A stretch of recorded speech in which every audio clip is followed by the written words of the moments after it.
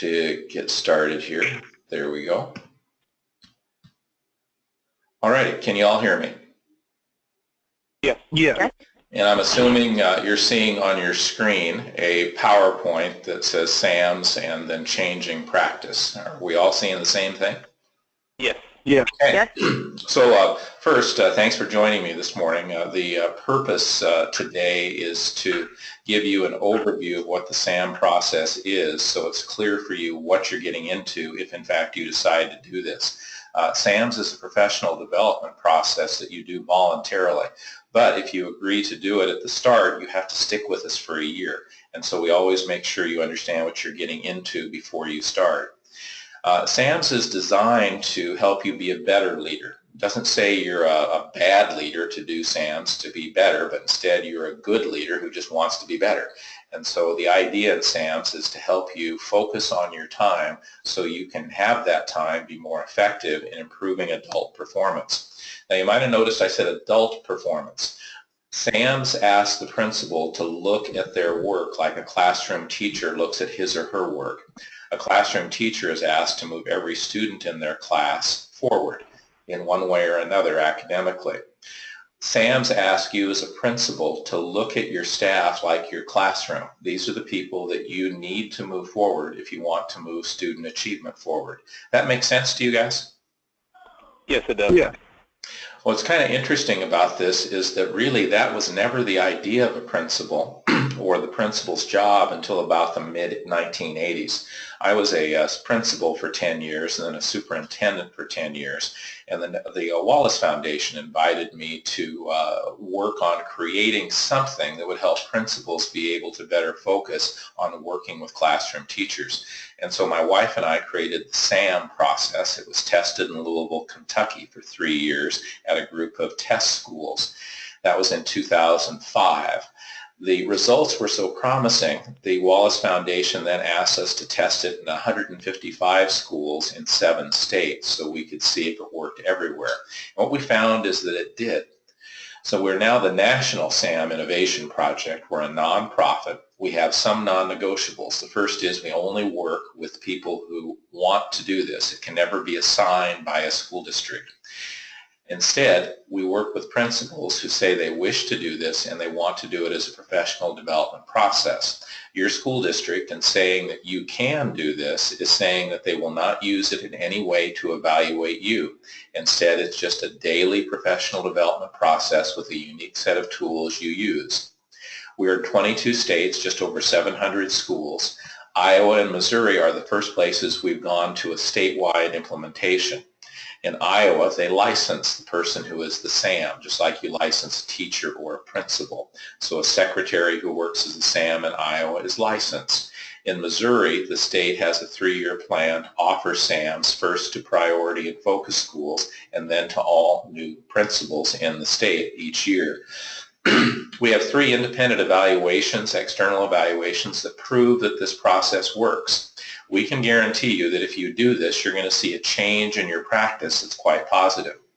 We have a national program board that oversees SAM work, and we have a fee-for-service structure designed to create school and district capacity and sustainability. So what is SAM? Well, it's a professional development process for leaders. And you'll say leaders is plural because once you do well with SAMs in your school, we give the tools at no charge to other people in your building, like vice principals or teacher leaders who have a role in helping other teachers get better at what they're doing.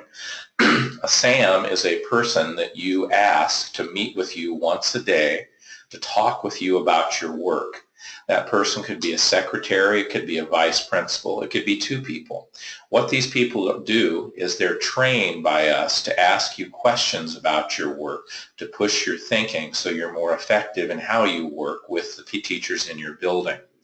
It's designed to give you a running record of what you actually do so you can be reflective on whether it's helping you get better.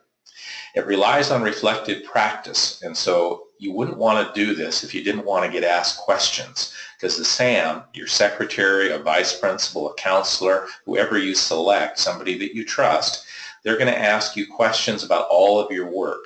Did you do the walkthrough yesterday? You did? Great. Do you want to schedule a feedback session with one of the teachers? They'll ask you a series of questions that we help them learn so that you can be more effective as a principal. On average, SAMS adds an average of 27 additional days of instructional leadership time for you in your first year. So as you do SAMS, you'll end up doing, on average, about 27 additional days in your first 6 months as a SAM principal. What's important, though, is the ability to connect this change of your time to improve teaching and learning. I'm sorry. That's okay. Somebody has a happy baby there. That's great. In the first year, a SAM principal gains about 27 extra days, according to the external research. In the second year, about 38 extra days. In the third year, about 55 extra days. And so we can guarantee you that if you do SAMS, you're going to do less management work and you're going to do more instructional work. And here's the interesting thing. The management work in your building will get done better because part of SAMS is a structure that you build to create a first responder system so you're not the first person asked to do management work all the time. Zach, you've been a principal for a while, and I'll bet you'll agree with this statement. The best way of defining a principal's life is interrupt-driven, driven by the interruptions of the day. Does that resonate with you? Yes, I would say that's pretty accurate. And SAMS is a professional development process that we can prove will change that situation for you as a principal. Your life will be far less interrupt-driven. You will spend more time instructionally engaged. You'll work a shorter day. And we think that's important. There's no research that shows working longer means working better when you're a principal. In fact, just the reverse is true. We can guarantee you your principals or your teachers are going to like you better. How about that? The external research shows that teachers like a principal who has more frequent engagement with them about practice. And you'll see how that works here in just a minute. The external research on SAMS is very clear. We know that it works. We know principals work a shorter day. We know they work more time on instructional leadership. We also know principals are happier and they have improved job satisfaction when they do the SAMS process. So it is a process. It starts with readiness. We always do this kind of session with any principal who does SAMS. We won't start with the principal until they've done this session because we want to make sure they understand what they're getting into. If after the session this morning you say you want to do this, then we will schedule a data collector to come to your school to collect baseline data. They're going to be collecting data on you, on how you spend your time. You use this then to begin setting goals on how you'd like to use your time. Then you set goals with us. We would come to your community and we would have a training session for you and whoever you selected as your SAM. We'd share your baseline data. We would set you up in TimeTrack. TimeTrack is a very sophisticated online calendar system that gives you data on the time you spend with every person in your building. And then we train you to do the daily meeting. We'd have an implementation specialist who would stay with you at your school for 1 to 2 weeks to make sure you and your SAM have the skills and are comfortable with doing the process so you're up and running and doing well. Then we have a time change coach come and work at your school once a month, and they look in on your calendar once a week. If you begin to have trouble, we send the specialist back. A year later, we do data collection again.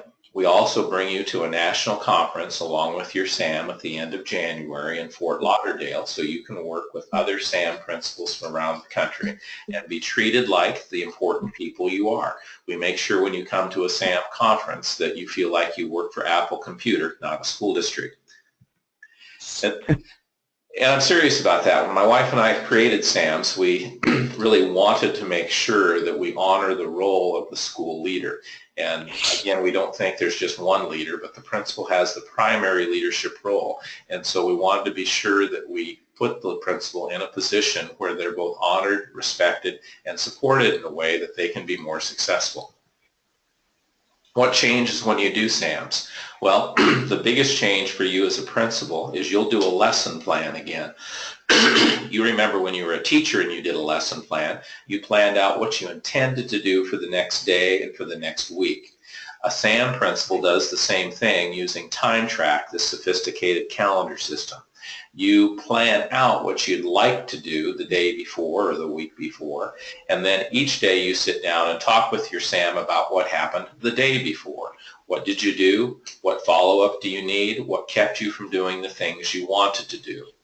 The second thing that changes is first responders. You'll build a list of people in your building that you want to be the first people to take the first crack at dealing with management issues, so you're not always the first one. These people aren't responsible for the management issues, you are. These people are just agreeing to take the first crack at dealing with management issues, so you're not pulled away so frequently from the work you need to do. The third thing that changes is you do a daily reflection with your SAM. This is 15 to 20 minutes where the SAM asks you about what you did the day prior and then schedules follow-up for the things that you did using TimeTrack. You'll find that your frequency of contact with classroom teachers increases dramatically, and your connectivity, how you connect the work, will change as well. No longer will you do a walkthrough and not do a feedback session. No longer will you participate in a professional development session and not go in and see a classroom teacher to see how she is using it and then talking with her about how it could be used better. What happens is your work gets better connected as you do your instructional tasks. Who serves as a SAM? It varies around the country. Many people use a secretary. Stacy, at your school, the principal that you're replacing, his secretary served as his SAM. He picked the person that he trusted he could have confidential conversations with, and also someone he was comfortable making sure could ask him questions that might make him just a little uneasy. The idea of SAMs is to push your thinking, make you think of things you wouldn't think of otherwise. Some principals use a vice principal. Some people use a teacher leader, a counselor, a librarian. Many people use a combination, two people, like a vice principal and a secretary. The bottom line is it has to be somebody you're comfortable with. There are three tools the SAM principal uses: time task analysis, TimeTrack, and then first responders and the communications protocol are combined. Time task analysis is shadowing. It's how we figure out how you currently spend your time. Are you all able to still hear me? Yes. Yeah. Time task analysis is kind of weird, you guys, and it feels odd. You're going to have a retired principal who's been trained as a data collector shadowing you for a week. You're going to be taking data every 5 minutes on what you're doing. They're not writing down words, they're just writing down a code. The first code is the category. Is the principal doing something that's primarily management or instructional? In the picture you see, this principal would be coded as 2, instructional. Then the data collector codes the descriptor. What is the principal doing? In this case, it would be B, work with students. Then the data collector codes how the principal's interacting. In this case, it's with a group. So that would be coded as 3. So the data collector every 5 minutes has a stopwatch built into the clipboard. Every 5 minutes takes essentially a Polaroid picture of what the principal's actually doing.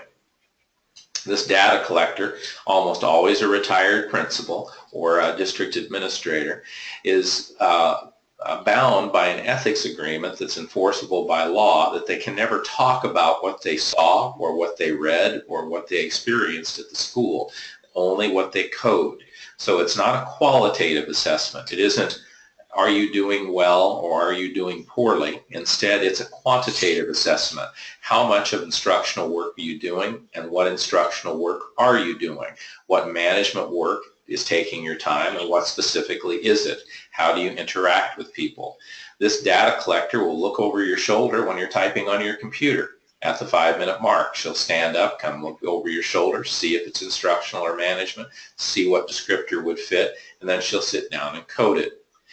You can have the data collector leave the room if you have a meeting that you feel is private and really can't have anyone else there. But what you would do is you would say to the other person, I have a data collector here who's tracking my time. I'm using this information so I can be more effective in how I use my time. Would you be more comfortable having the data collector out of the room during our conversation? Interestingly enough, people rarely ask the data collector to leave. What you get from data collection is data that shows how you spend your time. This principal, when he looked first at the category of instruction, management, and personal, saw that about 23% of his time was instructionally engaged. We don't look at this as good or bad. It just is. This is how much time he was spending. You might be interested to know that the national average based on this unique data collection system is about 30%. The average principal spends about 30% of their time when they start SAMs doing instructional work. Then we showed the principal where he was spending his time in management. Those are the black descriptors, and they add up to the 72%, and where he was spending his time in instruction. Those are the blue descriptors, adding up to about 24%. The principal was clearly a prisoner of his office. He was spending about 40% of his time in management tasks that were office related. He had to figure out how he could do less of that kind of work so he could do more instructional work. What he did then was he set a goal. He decided he wanted after a year to be at 50% instructional time, and he wanted to spend more time in observation walkthrough, feedback, and PLCs, or decision-making groups and meetings, professional learning communities. What he did is he began using TimeTrack. TimeTrack, and I'm going to show you an example of TimeTrack in just a moment, is a very sophisticated calendar system that gives you information no other system can give you. You schedule your work ahead of time on TimeTrack, and you attach who you're doing the work with. TimeTrack then keeps a running record not only of your instructional work, but of who you did it work with. This particular principal gave a copy of his calendar to his secretary and also posted it in the staff room each morning, so the staff knew what his job was each day, just like he knew what their job was as a teacher. He would justify or reconcile the calendar every day with the SAM as part of the TimeTrack daily meeting to make sure that they're actually capturing the actual time spent. And then they would discuss their impact on teacher practice and student and parent engagement each day. So this particular principal, and we use him because one, he volunteered, and two, his data is relatively common, meaning it's what we see normally happen. This principal in his first year went from 23% to 53% instructional engagement. What was interesting is in his second year, he went to 72% engagement. This particular principal was in a turnaround or priority-focused school when he started in 2008. By 2010, his school left priority status and became a high-performing school in the state of Illinois. That is not uncommon. That happens. We've never seen a SAM school not improve their academic performance. Can you guys all still hear me, or are you still with me? Yes. Yeah. Any questions or comments before we continue? No. Nope. All right. In your SAM daily meeting, the SAM is always going to start out by celebrating something. You might not have done anything on your calendar from the day before, but you had one. And so the SAM would say, congratulations, you at least tried to schedule what you were going to do yesterday, but boy, things just blew up. So they celebrate something about you each day. Then they ask 3 questions about everything that was on your calendar. The questions are always the same. Did you do it? How much of it was instruction if you did do it? And what follow-up do you need for the instructional work that you did? Then they ask, what else did you do that we didn't capture on TimeTrack? Then they pick a graph or a chart from TimeTrack and ask you about it. Then they talk to you about your first responders. You might have had a first responder that was having trouble dealing with an issue, and so it would be sent back to you. It's real important that you know the things that aren't working well so you can intervene, but not be pulled away from everything that can be handled by a first responder successfully. The SAM then asks what else they can do, and then they celebrate your work. This SAM daily meeting is the key to the SAM process. TimeTrack is really cool tech, and you're going to like it. It's pretty neat, and I'm going to show it to you in just a moment. But it's the SAM daily meeting where you have this daily conversation with another person to ask you about your work and how you're going to connect what you did today with the teacher tomorrow. And so let me get out of this PowerPoint for a minute, and let me switch to a TimeTrack calendar for a principal who's given us permission. Shane is a middle school principal, and you're looking at his TimeTrack calendar for the week of May 9th. The reason you're not looking at today is because he isn't working yet. His school year starts in 2 weeks. His time track calendar gives him a running record of his work. And so if I look at Tuesday, May 10th, I can see that items that he had listed that are green are things that he considered to be instructional. Things that he has listed in yellow are things that he considered to be management. If you look at the bottom of the calendar, you'll see that it has calculated his day for Tuesday. It shows that his goal was 50% instructional time for Tuesday. His actual instructional time was 47.8%. On Wednesday, his goal was 50%, and he actually hit 72% instructional time. When he scheduled an event, like on Wednesday, he had a walkthrough. What he did is he associated the event with the teacher he was going to do the walkthrough with. And so he did that by telling Time Track, whereas Sam did, that he was doing an instructional activity. Then he picked the descriptor. He said a walkthrough. He didn't pick an optional descriptor, although you can choose any optional descriptor you want that's school specific. And then he said who he was going to do it with, this teacher, Catherine Lobster. He does this because then Time Track tracks that for him and gives him that information about who he spent his time with.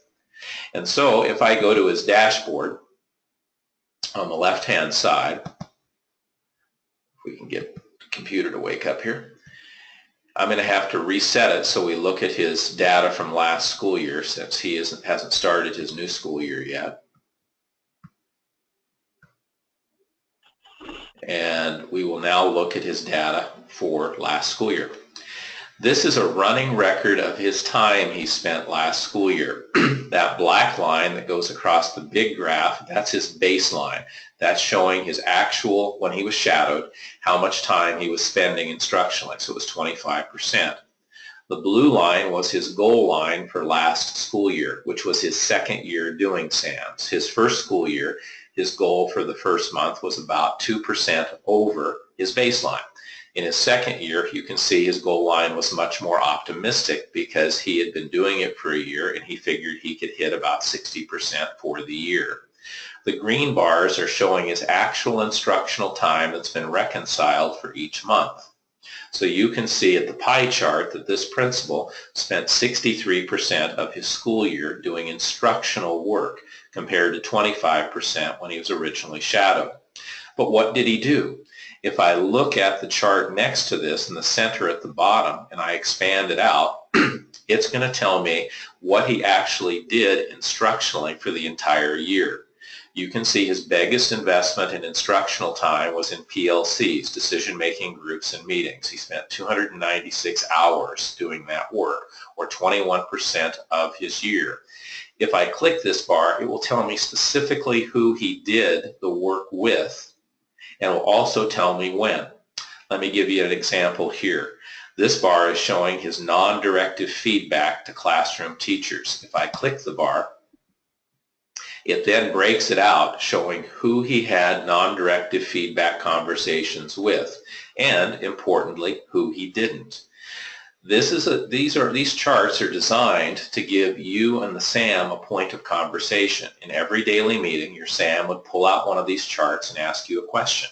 The question might be, gosh, you sure have spent a lot of time with this teacher, Barbara Johnson, in non-directive feedback. Is it helping? How's Barbara doing? What's Barbara working on now? What successes has she had? What do you want to work with her on? Does she know? These are the kinds of questions a SAM might ask you if you do the SAM process. So going back to this chart is showing the principal's time with this one teacher for the entire year. I could change the options here, and instead of looking at the whole year 2015, 2016, I could look at, say, the last 3 months.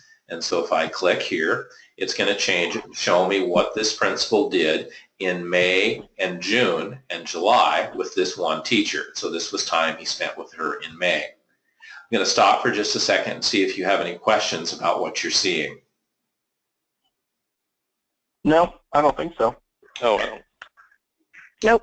If I look at the chart in the upper right-hand corner, this is showing me the time the principal has spent with every teacher in his building in descending order.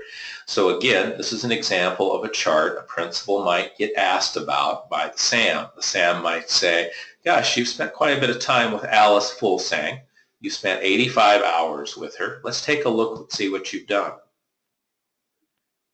And so the SAM might say, this is the time you spent with Alice. Do you see change of practice based on the time you spent? And the principal might say, yeah, I really think her engagement is better. Then the SAM might say, well, you know, you've never had a celebratory feedback conversation with her that we've captured. Can I schedule a time for you to do that? And then maybe you could also talk with her about what you want to see her work on next.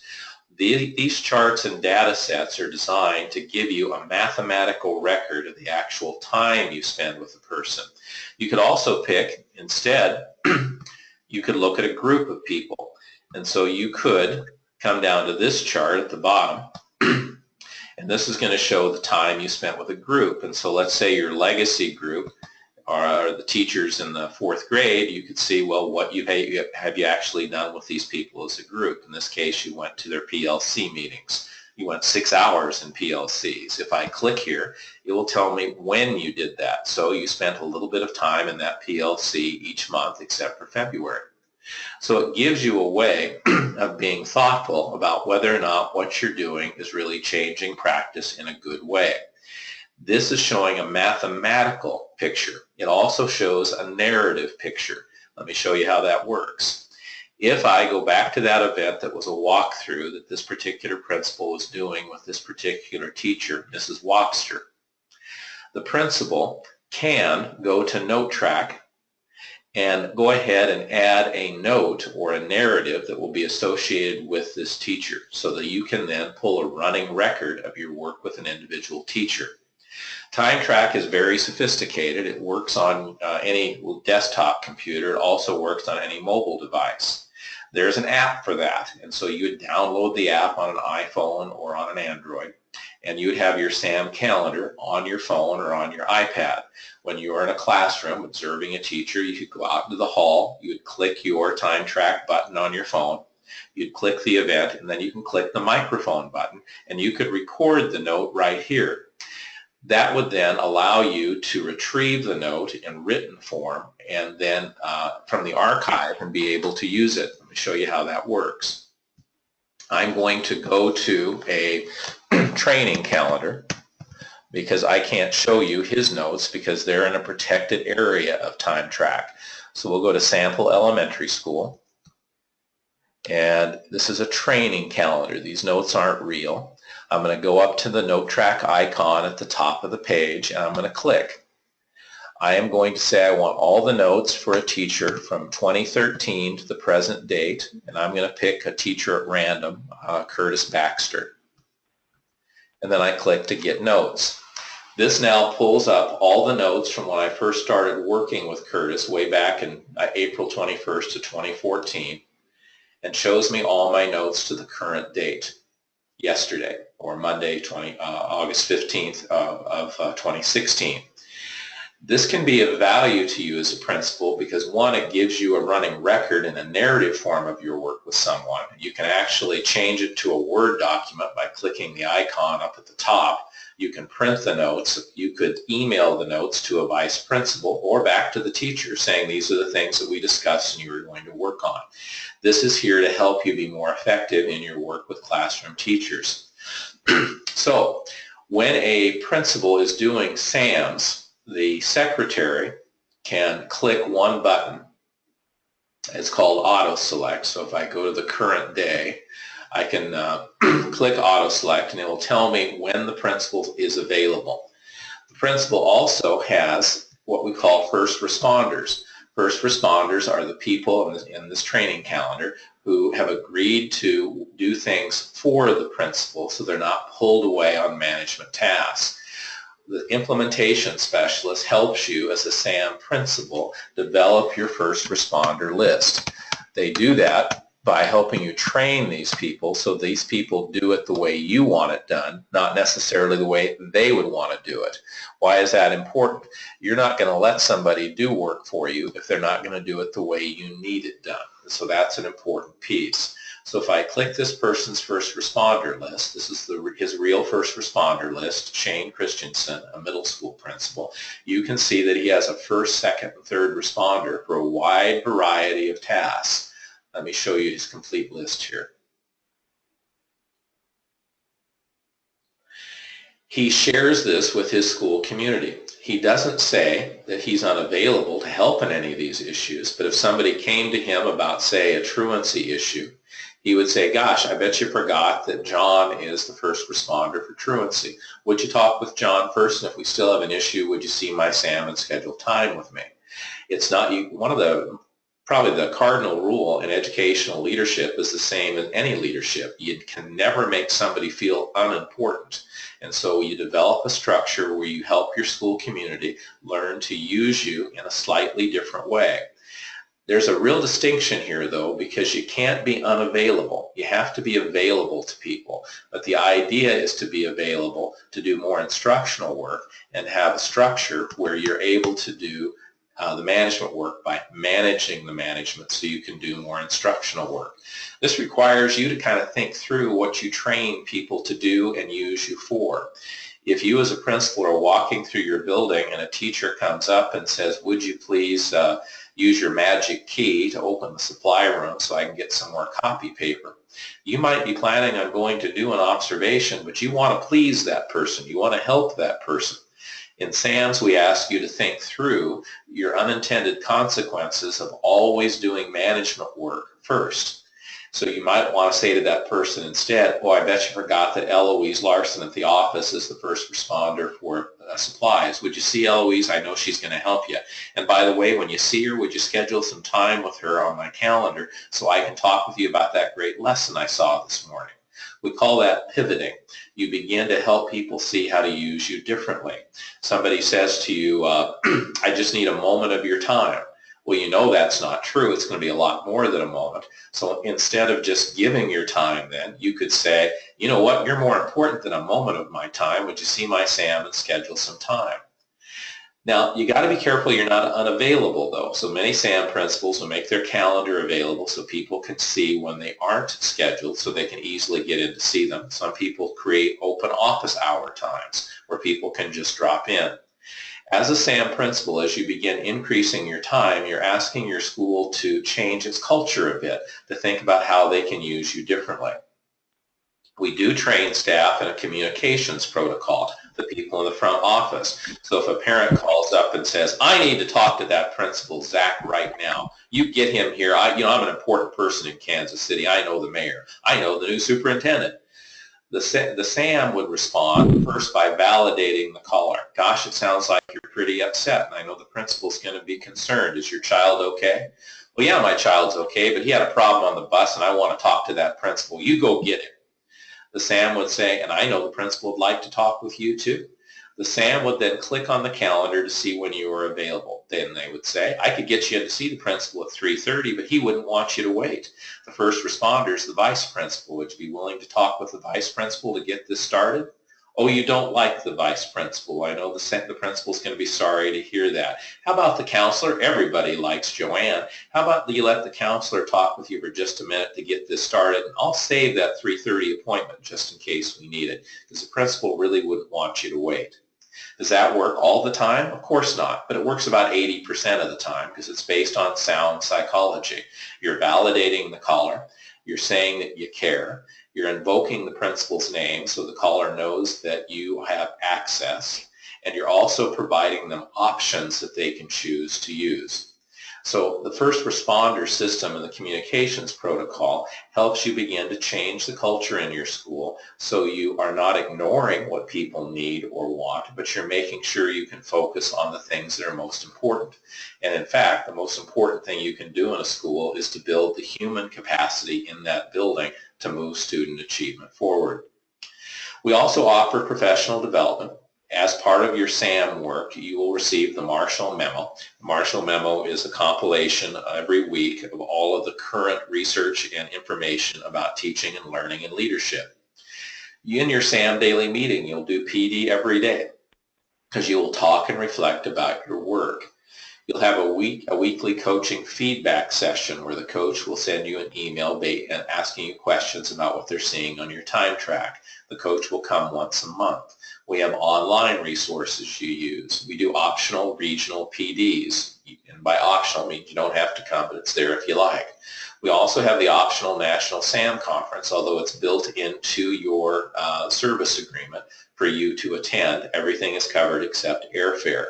These conferences, the national conferences, are different than probably any conference you've ever seen.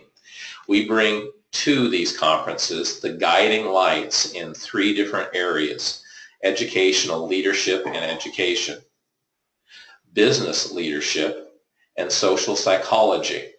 How do you influence people? How do you work with people? You're seeing a list of some of the people who have been keynote presenters at the last 3 national conferences. They include David Gels, the editor of the New York Times, who wrote a book called Mindful Work on how mindfulness is being used in schools. Paul Bambrick-Santoyo, who wrote Leveraged Leadership. Will Bowen, who is a social psychologist and wrote about and works on how to work with negative people. We make a point to bring people to you to push your thinking and expand your knowledge at these national conferences. We're not going to look in on a national conference right now because I'm not sure the tech would work, but we can take a quick look and see if it will pull it up. Are you guys seeing this? Yes. Yes. Yes, sorry.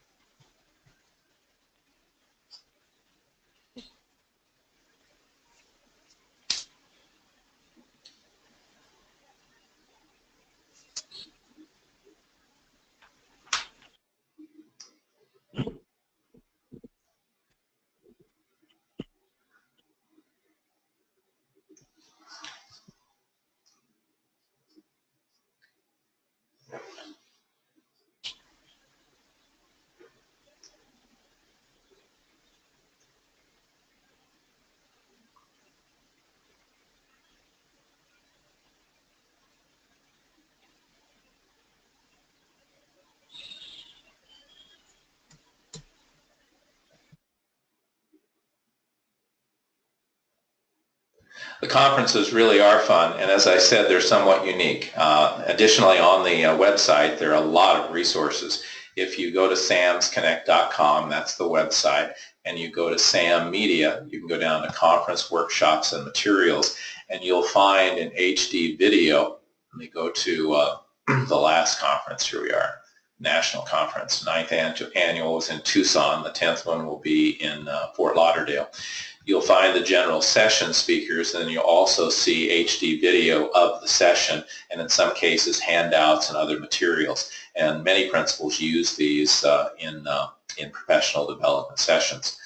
So I guess I want to stop here and see what questions you have. I know that it's hard not being in person and getting to see each other as we do this. I'm curious what questions you might have for me right now.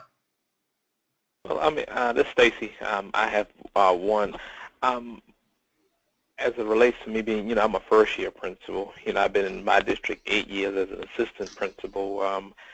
Typically, I know I have my regular induction, and then I have a district mentor. And how much research was done, I guess, with a first-year principal doing SAMs?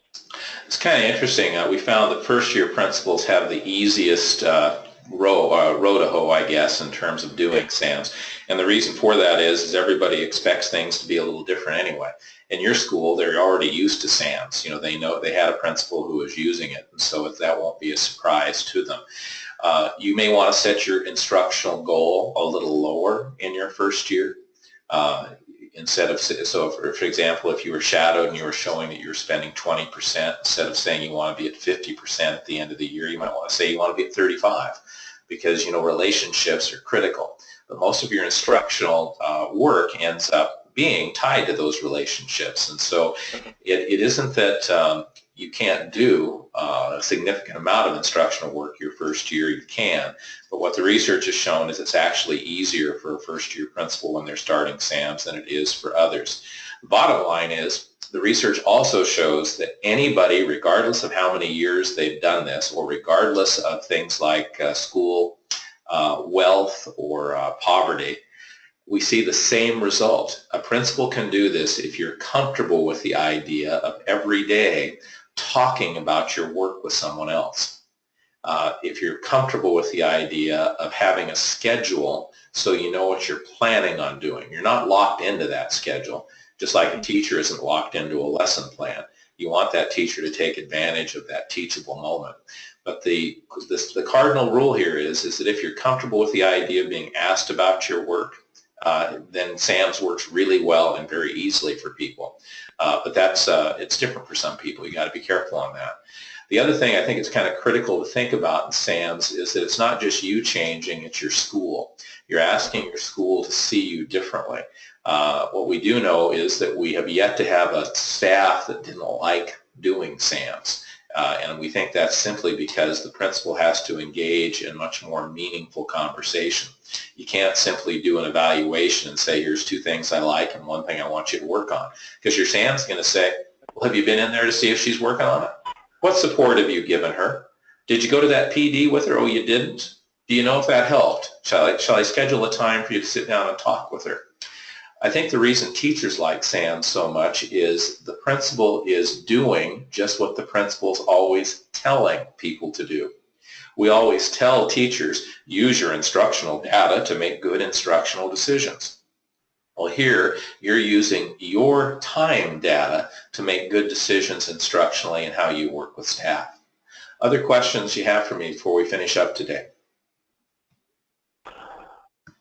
The only thing I'm worried about is I've taken over a priority school, and the human capital is probably not as strong as I would want it to be. So I at this point, and obviously have gotten to the point we're at, had some of the people in leadership positions in my building been working a little bit differently or doing things a little bit better. And so I'm worried about turning all of those things over to them because I don't feel that capacity is necessarily there. And Zach, we would tell you not to do that until you wanted to. SAMs, there's not a lockstep thing here. No one's going to tell you, you shouldn't do X. Instead, they're going to ask you, how do you build the capacity with that other person that you'd like to have do X? Because you don't want to turn it over to them until you're confident they can do it well, right? And so one of the reasons I think your state picked SAMs as a leadership option for priority and focus schools is that this whole system is designed to help you build the capacity that you need in order to do the instructional leadership you want to do. It isn't lockstep. It isn't, you have to be at a certain place at a certain time. Instead, it just gives you a way of focusing your work and thinking through, where am I getting to? I'll give you an example. One of the schools we're working with in Mesa, Arizona is a priority school, and it works mostly with homeless children, and they're just starting.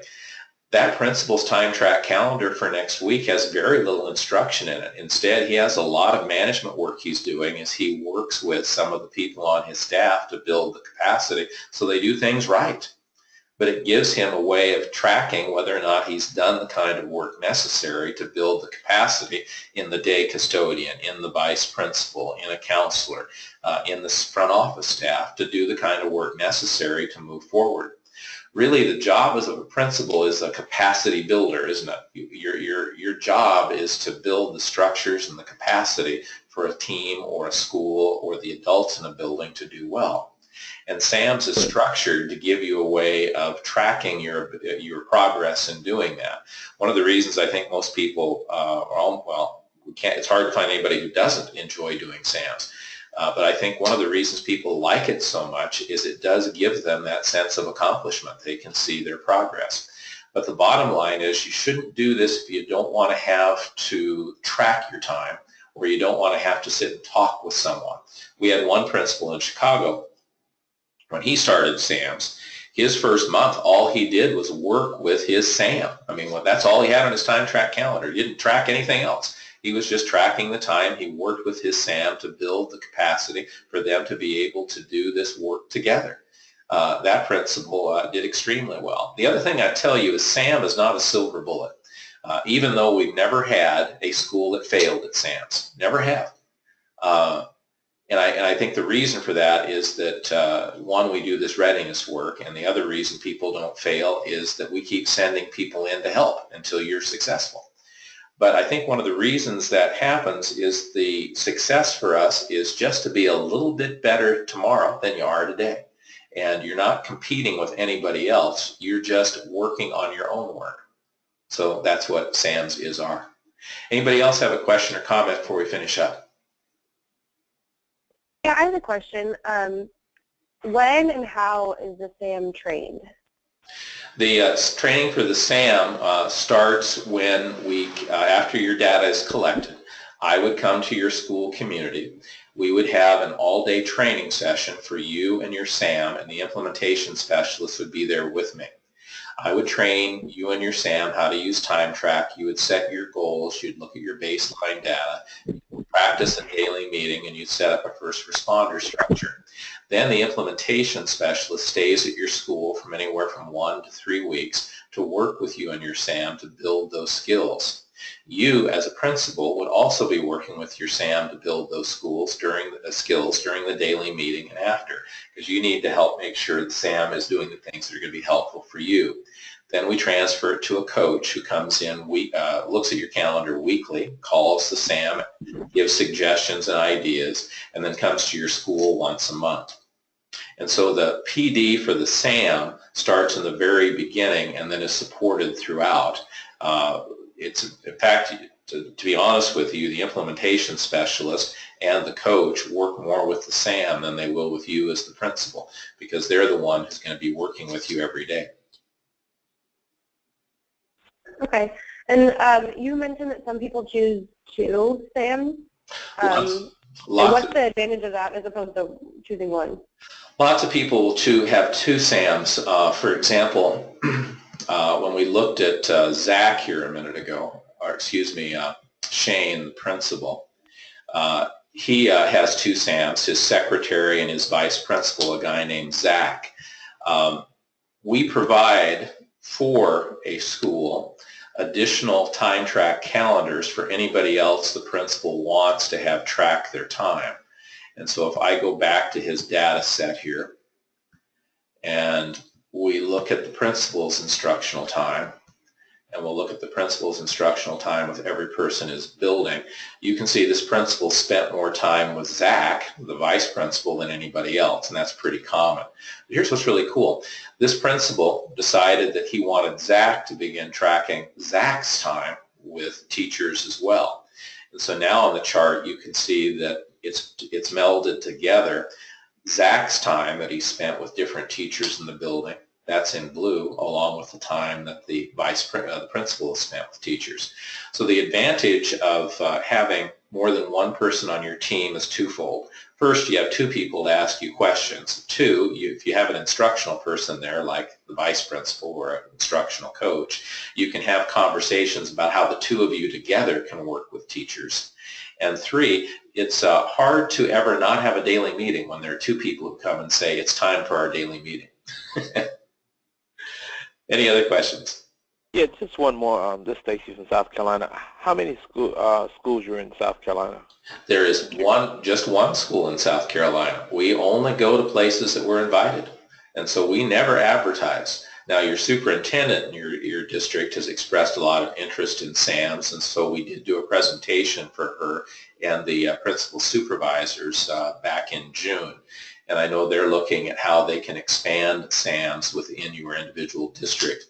Our biggest places are New York City, where we do it system-wide, and now in Tampa, Florida. Charlotte, North Carolina would be the biggest district close to you.